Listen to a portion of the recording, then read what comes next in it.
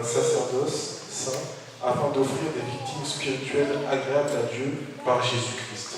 Vous-même, comme de pierres vivantes, édifiez-vous, rassemblez-vous pour former une maison spirituelle, ou une église spirituelle, ou une assemblée spirituelle, afin d'offrir à Dieu des sacrifices spirituels. Donc si nous arrivons à comprendre que Dieu ne nous a pas appelés à rester dans cet état charnel, car notre état charnel ne peut rien apporter à Dieu. Notre état humain ne peut pas communier avec Dieu. Alléluia. Alléluia. Vous savez, bien aimés, il est important qu'on apprenne aux chrétiens que notre état charnel est l'obstacle de notre vie chrétienne. Ce n'est pas le diable. À laisser le diable tranquille, laisser les liens ancestraux, laisser les... Non, si quelqu'un est en Christ, c'est une nouvelle création. Mais tu es créé dans ton esprit, il faut maintenant que ton âme soit restaurée. L'âme, ça ne se crée pas, mais ça se restaure. Et c'est la restauration de notre âme qui va nous permettre à grandir dans la maturité et à manifester la spiritualité. Jusque-là, vous n'allez pas me comprendre. Est-ce que vous arrivez à me comprendre? Donc, si notre âme ne se restaure pas, alors notre esprit ne pourra pas s'imposer en nous. À cause de l'ampleur de la place qu'a déjà l'âme en nous. Nous ne sommes pas des âmes vivantes en Christ, mais nous sommes des esprits qui ont une âme et qui vivent dans un corps. Donc tu dois désormais en Christ fonctionner comme un esprit. Tu dois comprendre, je suis un esprit. Dites avec moi, je suis un esprit qui possède une âme et qui habite dans un corps. Jusque-là, vous êtes d'accord avec moi? Tu sais, bien aimé Bertrand, je m'écoutais un passage. Un frère de l'église me pose une question. Il dit, pourquoi on dit que quand on chasse les démons, il part traîner et il revient. S'il trouve la maison vide, mais bien ornée, propre, il va chercher 7 autres esprits plus forts que lui, et ils vont entrer comment? Le cas de la personne deviendra pire. C'est ça, non, Samuel? Alors, comment ça se fait que la maison est propre? Il n'y a pas de péché, il n'y a rien. Comment est-ce qu'il peut donner encore de gros esprits d'accéder dans cette corps? Parce qu'on nous dit que ne donnez pas accès au diable.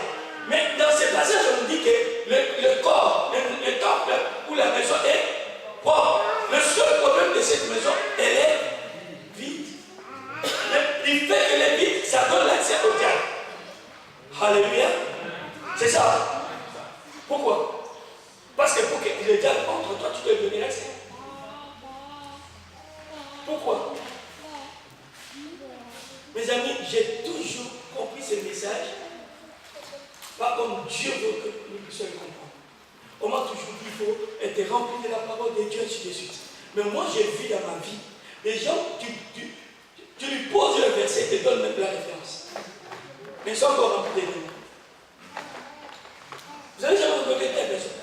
Il a tous les versets dans la tête. Mais quand tu regardes dans sa manière de faire, un démon humain. Alors je me suis posé la question, qu'est-ce que cela veut dire? Quand le fait m'a posé la question, j'ai pris mon cœur, j'ai prié. Quand j'ai prié, excusez-moi que ça ne vous choque pas, des telles choses que je vais parler pendant mon séjour, pendant un mois, sont quand même des choses pour des gens qui ont une maturité spirituelle. Amen. Alléluia. Jésus m'est apparu et il m'a dit quelque chose. La maison, c'est quoi? C'est le mon corps. À qui elle appartient? À qui elle appartient? Avant que ton corps appartienne au Saint-Esprit, elle appartient déjà à ton esprit. Quand Dieu a créé les esprits, il a donné au Saint-Esprit un corps humain, à d'autres esprits un corps angélique, à d'autres esprits sans corps. Parce qu'il y a des esprits qui sont sans corps. Ce n'est pas tous les esprits qui sont des anges.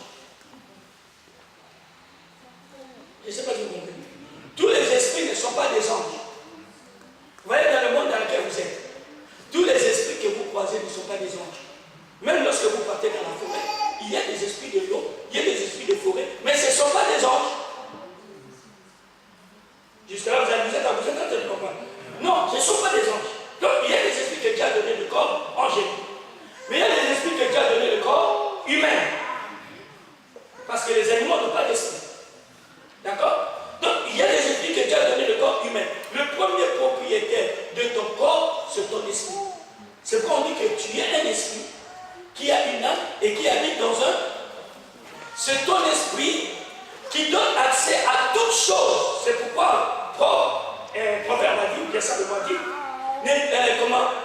Gardez ton cœur plus que toute autre chose. Le cœur qui parle là, c'est l'esprit humain. Le cœur qui parle, ce n'est pas ton cœur biologique. Non, il parle de l'esprit humain. Parce que c'est de lui vient la source de la vie. Alléluia. Maintenant, quand Christ est venu par la nouvelle naissance, qu'est-ce qu'il a fait? Il a créé, il a ressuscité l'esprit qui était dans ton corps, mais qui était comme emprisonné par ton âme. Il faut que cet esprit-là grandisse et occupe enfin son territoire. Il ne sait pas ce que je dis. Qui a compris? Il faut que ton esprit déjà occupe son territoire. C'est pourquoi Paul et Jésus a dit, le vrai adorateur. Adorons le Père en esprit. Mon frère qui peut chanter dans la chair et l'autre peut chanter dans l'esprit. Mais vous allez chanter les mêmes paroles, mais qui n'aura pas la même puissance. Vous pouvez prêcher dans la chair, vous pouvez prêcher à l'esprit. Celui qui prêche dans la chair, ce n'est que la philosophie, ce n'est que pour les cerveaux. Mais celui qui prêche à l'esprit, c'est la révélation et l'inspiration. Je ne sais pas maintenant si vous comprenez. Donc c'est la raison pour laquelle il faut que votre esprit puisse grandir. Et le phénomène qui fait grandir votre esprit, c'est que la loi que la prophétesse vous a dit, la loi de l'esprit de vie est la loi de la croissance.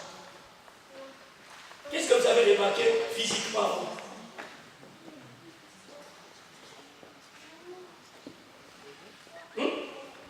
Rien. Aujourd'hui, si j'enlève ma chemise, vous allez voir que ma chemise, mon bras remplit ma chemise.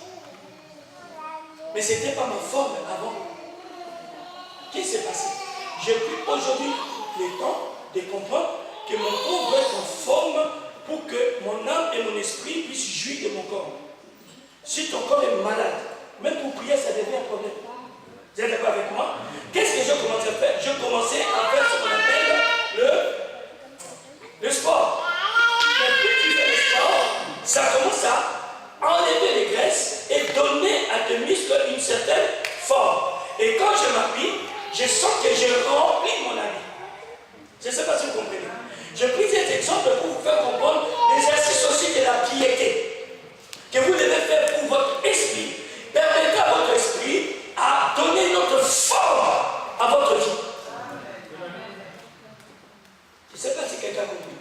Ça permettra simplement, c'est comme Paul a dit, l'esprit, l'exercice corporel est utile pour toutes les choses, parce que ça me permet de bien dormir, ça me permet d'orienter mes stress, mes préoccupations, ça t'allège. Donc on dit que c'est utile pour peu de choses, de bien manger même, n'est-ce pas? Mais la Bible dit, l'exercice de la piété est utile à tout. Donc il faut comprendre, lorsqu'on vous parle de faire l'exercice de la piété, ce n'est pas pour votre corps physique, ce n'est pas pour votre homme extérieur, c'est pour votre homme intérieur qui doit s'exercer pour prendre le muscle et occuper enfin son territoire. Quelqu'un a compris ce que je sais? Oh. Pasteur, tu as compris? Georges, tu as compris? C'est très important. C'est là que nous vous avons expliqué ce phénomène qui s'appelle la croissance spirituelle, qui doit nous amener à devenir des hommes spirituels. Donc, tant que tu n'es pas un homme spirituel, tu vas toujours fonctionner avec tes cinq sens et tu ne pourras pas manifester la vie éternelle parce que c'est la vie de surnaturel. Tu n'auras pas, bien aimé, tu as l'esprit, mais tu n'as pas la maîtrise de l'esprit. Je ne sais pas si vous comprenez. Tu as le Saint-Esprit, mais tu ne sais pas le maîtriser. Alléluia. Si tu veux prophétiser, il faut que tu renverses tous les murs. Parce que tu es encore charnel. Tes émotions vont bouger. Mais quand tu vas atteindre une certaine maturité, tu verras que tu n'as plus besoin de bouger les chaises. Parce que tu as la maîtrise de l'esprit. Tu sais quand il veut te parler et quand tu ne dois pas parler. Amen. Je ne sais pas si quelqu'un. Donc, cette expérience, cette évolution, ce développement est nécessaire pour comprendre l'aspect maintenant que je vais aborder. Parce que c'est l'aspect la plus difficile. Le point que je commence aujourd'hui, comment manifester le surnaturel. Parce que la vie éternelle est une vie surnaturelle. Pour que je puisse d'abord développer comment manifester la vie surnaturelle, je vais déjà vous montrer qu'une vie est quelque chose d'opérationnel, c'est quelque chose qui doit être manifesté. Je ne peux pas dire que j'ai la vie et je ne la manifeste pas. Je suis d'origine africaine et nous sommes quand même un peu. La chose qui nous a tous amenés à chercher à venir en Europe, malgré les richesses qui sont dans le pays, c'est la qualité de vie. Et comment nous avons découvert cette qualité? Ce n'est pas par rapport aux Blancs, c'est faux. Parce qu'à l'époque où les Blancs venaient, où on était colonisés, il n'y avait pas trop de candidats pour l'Europe. Nos pères n'étaient pas demandeurs de l'Europe. Et à l'époque, pour avoir un visa, c'était facile. Mais c'est les Européens qui étaient obligés d'amener nos parents en Europe pour leur apprendre certaines choses. Alléluia. Et dès qu'ils apprenaient, je vous l'assure, ceux qui connaissent, ceux qui sont de ma génération, nos pères ne venaient pas à l'Europe, demander l'asile, travailler comme chauffeur-livreur. Non. J'ai mon cousin qui vient d'arriver. Vous allez voir, ils vivent en Afrique, mais mieux que les gens qui vivent en Afrique. Mais qu'est-ce qui nous a amenés, nous qui étions en vie? Parce que quand on voyait maintenant nos compatriotes qui ont vécu en Europe, qui sont venus avant nous, quand ils venaient en Afrique, leur manière de vivre, leur manière de s'habiller, leur manière de se parfumer, ça me donne une. Je veux aussi aller là-bas pour avoir cette odeur. Je veux aussi aller là-bas pour m'habiller de cette sorte. Je veux aussi aller là-bas pour parler de cette manière. Pourquoi? Parce que ceux qui venaient ici, après 4 ans, 5 ans, ceux qui étaient, comment on appelle ça, comment s'adapter, comment on appelle ça, hein? Ceux qui étaient intégrés dans la vie européenne, ils avaient un style, une manière de vivre qui était différente de la nôtre. Alléluia. Automatiquement, nous avons baptisé l'Europe comme, comment on appelle ça? Ah, tu as compris. Nous l'avons baptisé comme le paradis. Parce que les gens qui venaient de l'Europe, je ne dis pas les Blancs. Parce que moi, j'ai connu des Blancs à venir en Europe, au Congo, chez nous. Des colonels, c'était pas ceux qui font, non, c'était des colonels qui venaient pour la formation des militaires. Mais ils ne m'ont jamais donné l'envie de venir en Europe. Parce que c'était simplement dit c'est leur vie et nous on a aussi notre vie. Mais les Africains, les gens qu'on a gagnés ensemble, on avait des cartes pour ensemble, on avait des culottes, on dormait ensemble. Tout d'un coup, quand tu veux dormir avec lui, toi-même tu as peur parce qu'il sent bon. Tu commences aussi à désirer à venir en Europe. Pourquoi? Parce qu'ils viennent manifester une vie qui n'est pas la vie de l'Afrique. Rappelez-vous, je vous ai dit, une vie dépend aussi de l'espace. Il y a une vie aquatique, une vie céleste, n'est-ce pas? Donc, ils viennent manifester une vie qui n'est pas de l'Afrique. Alors, aujourd'hui, vous allez remarquer, même à la télé, tous les Africains, s'ils peuvent quitter leur pays et venir ici, ils viendront. Et parce que les Européens n'ont pas simplement compris. Moi, si j'étais à leur place, je leur faisais tous entrer, j'ai dit, faisons seulement la mutation. Vous prenez le pays, nous on retourne de l'autre côté. 10 ans, ils deviennent encore beaucoup plus riches que nous ici. Parce que nous on sera obligés d'aller négocier encore des zinc, de l'or, et tout ça qui se trouve en Afrique. Je ne sais pas si quelqu'un a compris. Donc, c'est pareil aussi, c'est au travers de la manifestation de la vie que nous allons manifester, de la vie éternelle, qui va donner aux gens l'envie de venir à Christ. Et non par rapport à ce que nous disons, et non par rapport à ce que nous comprenons. Non, tu peux comprendre la Bible comme tu veux. Tu peux penser ce que tu veux de la Bible. Mais ce qui va amener les gens à venir, comme on dit, Dieu rajoutait à l'église tous les jours ce qui était sauvé. C'était au travers de la vie de premiers chrétiens. C'était pas au travers des discours. C'était au travers de la vie. Quelle vie ces gens manifestaient? Quelle vie manifester. Alors quand je lis, d'accord, j'ai lu la Bible pour voir quelle vie que ces gens manifestaient. Je n'ai pas entendu dire ils avaient des châteaux, ils avaient des belles voitures de l'époque, ils s'habillaient en soutane ou non. On n'a pas fait allusion à tout ça. Mais la plupart du temps, on a dit, à un moment, on les a traités de Dieu. À un moment, on les a traités de Dieu. C'est-à-dire, on dit Paul, Pierre était, puis comment Paul est, comment dire, pas ça. Hein, c'est ça. Ils étaient de Dieu. On les a attribué le nom ou la qualification de Dieu. Pourquoi? Parce qu'ils voyaient la vie qu'eux ils dégageaient. Les choses qu'eux ils manifestaient n'étaient pas de ce monde. Mais comment ça se fait, nous qui avons le même Dieu que eux, nous manifestons la vie terrestre. Nous vivons les conditions terrestres et nous subissons les conditions terrestres. Si toi tu dois marcher dans l'eau, toi tu vas te noyer. Mais quand Pierre marche dans l'eau, il marche sur l'eau, il nage pas. Il y a une vie qui est en nous, que nous devons apprendre à les manifester. Je me répète, il y a une vie qui est en nous, que nous devons apprendre à la manifester. Et l'erreur que j'ai encore constatée chez les chrétiens, ils manifestent, ils pensent manifester cette vie quand ils sont à l'église. Ah, quelqu'un qui est tombé aujourd'hui. Ah, non! Parce que tu tombes, mais les factures restent là. Tu tombes, mais la maladie reste là. Tu tombes, mais les problèmes restent là. Le jour que tu vas comprendre que cette vie naturelle, surnaturelle que tu as reçue est la réponse à Dieu à tout. Oh, c'est comme ça que vous pouvez comprendre le discours que Paul dit. J'ai pris tout par celui qui m'est fortifié. J'ai pris tout. Bien aimé, il n'y a aucune science sur la terre qui est capable de résoudre tous les problèmes. Mais il y a un potentiel qui est encore qui est capable de résoudre tous les problèmes. Ce potentiel peut te faire devenir un médecin. Le même potentiel peut te transformer en banquier. Le même potentiel peut te transformer en une bonne femme ou un bon mari. Le même potentiel peut te faire de toi un pasteur. Le même potentiel qui est en toi est capable de faire de toi ce que la science et la philosophie humaine ne peuvent pas faire. Mais ce potentiel dort en toi. Alléluia. Pouvons-nous lire un passage dans la Bible encore?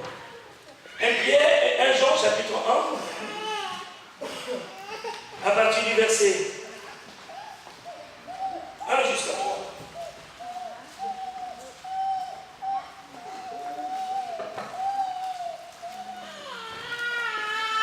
Il est écrit, ce qui était dès le commencement, ce que nous avons entendu, ce que nous avons vu de nos yeux, ce que nous avons contemplé et que nos mains ont touché concernant la parole de vie. Et la vie a été manifestée et nous l'avons vue. Et nous lui rendons témoignage et nous vous annonçons la vie éternelle qui était auprès du Père et qui nous a été manifestée. Ce que nous avons vu et entendu, ce que nous l'annonçons à vous aussi, afin que vous aussi vous soyez en communion avec nous. Or, notre communion est avec le Père et avec son Fils Jésus-Christ. Donc, la vérité ou la parole de Dieu nous dit, la vie a été manifestée et nous l'avons vue. Et nous lui rendons témoignage. Et nous vous annonçons la